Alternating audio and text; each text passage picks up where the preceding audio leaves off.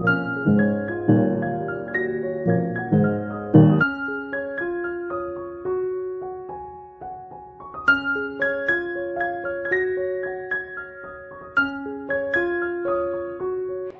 শীতকালে অনেকেই অনেক টাকা খরচা করে অনেক ধরনের ফেস ওয়াশ, সাবান বা অনেক রকমের ক্রিম ব্যবহার করছে, কিন্তু এত কিছু লাগানোর পরও কিন্তু এই শীতকালে টানটান ভাবটা রয়ে গেছে।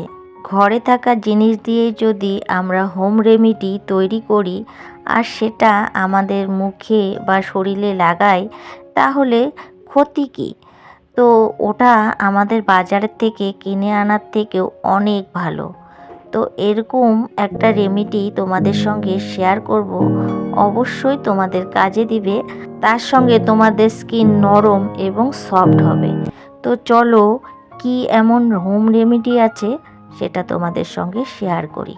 যে সকল বন্ধুরা আমার ভিডিওর সঙ্গে জুড়ে আছো, প্লিজ একটি লাইক করে দিও। আর নতুন কোনো বন্ধু যদি আমার ভিডিওটা দেখে থাকো, তো অবশ্যই আমার চ্যানেলকে সাবস্ক্রাইব করে দিয়ে পাশে থাকার অনুরোধ রইল। আর যে সকল বন্ধুরা আমাকে ডেইলি সাপোর্ট করে তাদের জানাই অনেক অনেক ভালোবাসা। তো চলো মূল কথায় ফিরে যাওয়া যাক। প্রথমে বলবো কফি।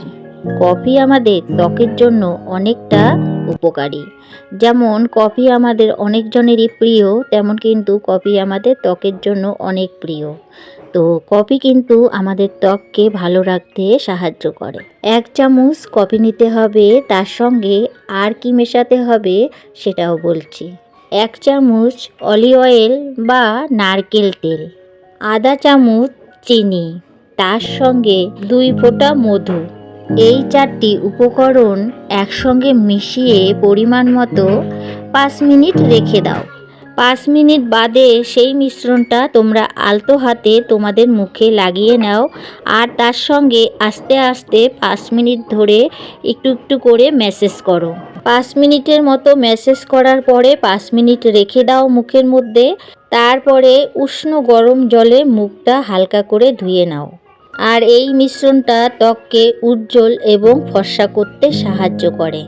শুধুমাত্র একদিন করলেই কিন্তু হবে না, কয়েকদিন তোমাদের করতে হবে, তাহলেই কিন্তু ফলাফল পাবে। যে কোনো হোম রেমেডি একদিনে ফলাফল পাওয়া যায় না, কয়েকদিন করার পরেই সেটার ফলাফল কিন্তু আমরা আস্তে আস্তে পাই।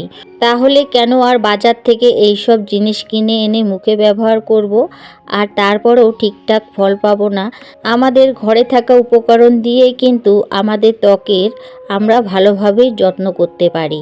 শুধুমাত্র একটু শোনার ব্যাপার বা একটু দেখার ব্যাপার, তাহলেই কিন্তু এর থেকে আমরা কিন্তু মুক্তি পেতে পারি।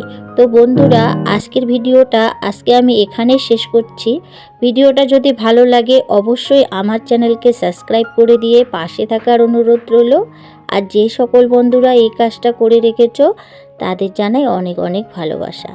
তো আজকের মতো ভিডিওটা এখানে শেষ করলাম, আবারও দেখা হবে নেক্সট ভিডিওতে। ততক্ষণ সবাই ভালো থেকো, সুস্থ থেকো।